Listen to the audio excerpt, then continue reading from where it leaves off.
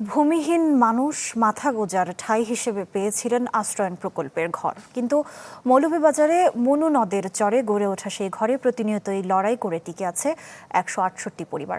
বর্ষা এলেই ডুবে যায় বসতভিটা, পানিতে ভেসে যায় বিছানা, কাপড় চোপড় সহ প্রয়োজনীয় আসবাবপত্র। নিরাপদ আশ্রয়ের বদলে তাদের সঙ্গী কেবল অনিশ্চয়তা আর দুর্ভোগ।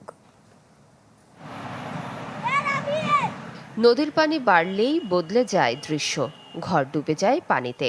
নিরাপদ আশ্রয়ের খোঁজে ছুটতে হয় বাসিন্দাদের। মৌলভীবাজারের মনু নদের চরের 5টি আশ্রয়ন প্রকল্পে প্রতি বর্ষায় এমন দুর্ভোগে পড়ে 168টি পরিবার।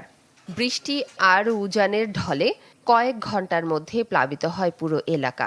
আমরা যে আশ্রয় দিছি সরকারে দিয়া তো আমরা নিরাপদ নাই, চতুর্দিকে পানি মারে, 6 মাস পর্যন্ত পানি দাঁড়িয়ে থাকি। নদীর জন্য পানি উঠে ঘর ভরে যায়, তখন তো আমরা বান্ধর উপরে আছি ঘর বানাইয়া।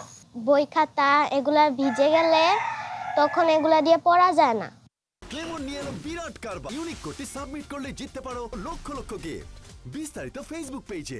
অভিযোগ রয়েছে, সরকারি ঘর পেলেও নিরাপদে বসবাসের নিশ্চয়তা নেই। বাসিন্দারা জানান, নদী তীরে গাইড ওয়াল নির্মাণ এবং প্রকল্প এলাকা উঁচু করলে সমাধান হতে পারে এই সংকটের। মাল সামানা এগুলা সরাইবার টাইম পাই না, আর সরাইলেও এগুলা রাখার কোনো জায়গা নাই। যদি কষ্ট করি আমরা গড় কান্তা উঁচা করিয়া দেন, পিছি দিয়া গাইটোয়াল দেন, আমরা অনেক উপকার হইব। আমরা থাকতে চাই, আমরা যাওয়ার কোনো জায়গা নাই, বাড়িঘরও নাই।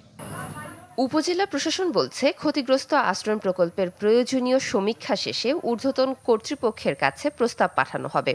তাদের ঘরগুলোকে আমরা উঁচু করে দিব, মাটি ভরাট করে ঘরগুলোকে উঁচু করে দেওয়ার একটা ব্যবস্থা নিচ্ছি। পাশাপাশি বিভিন্ন জায়গায় বাঁধ নির্মাণ করে আমরা যাতে নদীর প্রবাহটা, ফ্লোটা তাদের দিকে না আসে, তাদের জমিগুলোকে প্লাবিত না করে, এই বিষয়ে আমরা ব্যবস্থা নিচ্ছি।